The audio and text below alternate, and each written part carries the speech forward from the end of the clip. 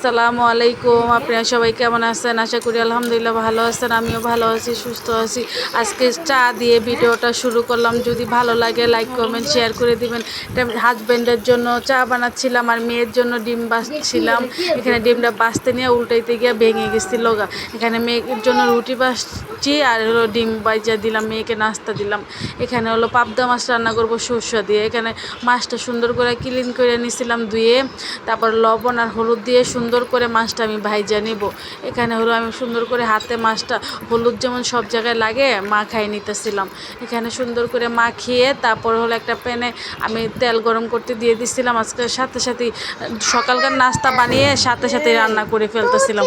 দেরি হয়ে যাবে তো তাই এই জন্য দেরি হয়ে যায় প্রতিদিন, এই জন্য তাড়াতাড়ি করে রান্না বান্না করে ফেলতেছিলাম। এখানে পরিমাণ মতন তেল দিয়ে তারপরে হলো মাছটা দিয়ে দিলাম। মাছটা দিয়ে আস্তে আস্তে করে দিতেছিলাম। আর পাবদা মাছ না অনেক ফুটে, ছিটা আসে পাবদা মাছ, এরপরে গুঁড়ে দিতে হয়। এরপরে আমি আবার সুন্দর করে গুঁড়ে দিব পাবদা মাছটা। এখানে হলো পাবদা মাছটা দিয়ে তারপরে হলো আমি আবার শাক কুটবো, শাক দা মাছ রান্না করবো। এখানে আমার ছেলে কথা বলতেছিল তো তাই হলো অফ করে দিছিলাম। এখানে হলো পাবদা মাছটি সুন্দর ভাজা হয়ে গেছে। তারপরে ভাজা হওয়ার পরে হলো এখানে পরিমাণ মতো আমি তেল দিয়ে দিলাম। তেল দেওয়ার পরে পেঁয়াজটি সুন্দর করে দিয়ে দিলাম, একটু বেশি পেঁয়াজ দিছিলাম আমি। এখানে পেঁয়াজটা সুন্দর করে দেওয়ার পরে ভাজা ভাজা করব। যদি আমার ভিডিওটা ভালো লাগে লাইক কমেন্ট শেয়ার করে দিবেন। আশা করি সবাই আমার ভিডিওটা দেখবেন, পাশে থাকবেন, ভালো লাগবে।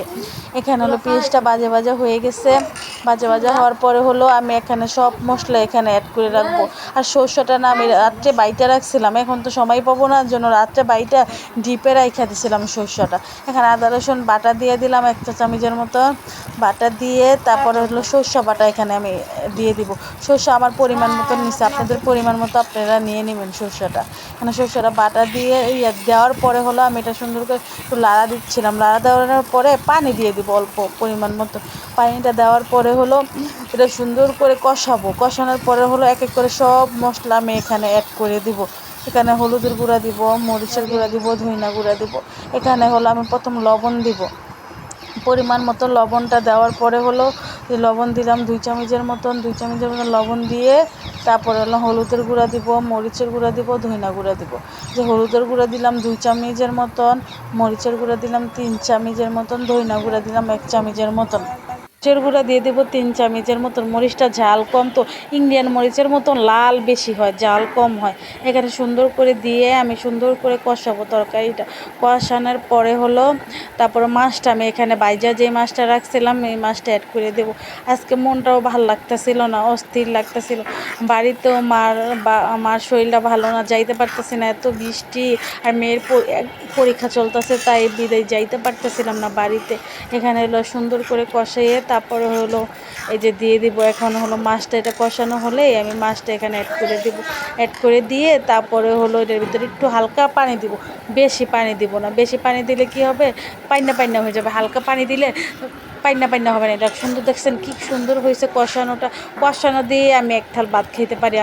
আমি এখন না একটু ভাত কম খাই, মোটা যদি হয়ে যায়। আমার তো আবার থাইরয়েডের সমস্যা আছে, তাই আর আমি বেশি একটা ভাত খাই না। সকালেও নাস্তা একটু কম খাই, রাত্রেও ভাত খাই অল্প, দুপুরেও ভাত খাই অল্প। এখানে হলো আমি সুন্দর করে মাছটা ভাইজা রাখছিলাম, সেই মাছটা দিয়ে দিতেছিলাম।